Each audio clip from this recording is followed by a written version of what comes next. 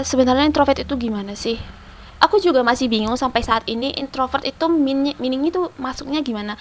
Apakah introvert itu tidak suka dengan berbicara dengan orang ataupun introvert itu bisa saja berbicara kepada orang tapi tidak suka suasana ramai?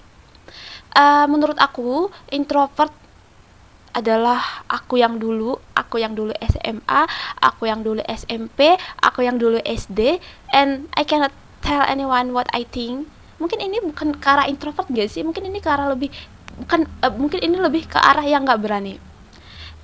Dulu aku SMP, SMA, SD, I'm not being brave. Aku tidak berani berbicara di depan umum. Aku tidak berani berbicara apa yang aku pikirkan kepada orang lain.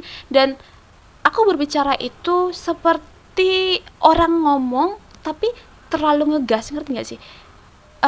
Dan itu adalah hal yang tidak baik untuk menggali atau mengembangkan skill komunikasi kita. I know when I was in my past, when I was high school or elementary school, I'm not being brave, and it's not mean introvert or it's a same with introvert. I'm confused.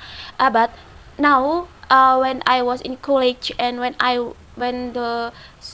was in 2025 maybe or 2026, I just realize kalau komunikasi itu adalah salah satu hal yang paling penting ketika kita masuk ke dunia manapun.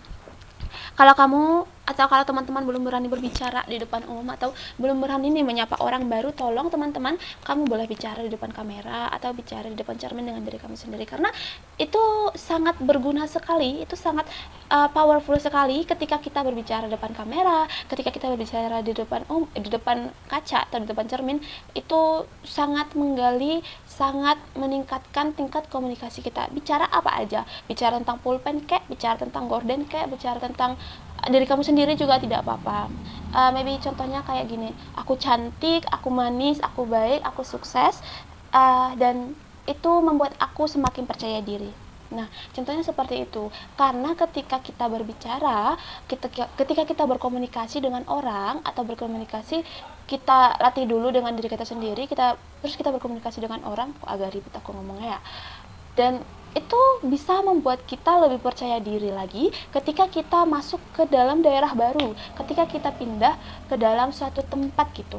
Dan itu powerful banget. Komunikasi adalah salah satu kunci untuk kita lebih mengembangkan diri.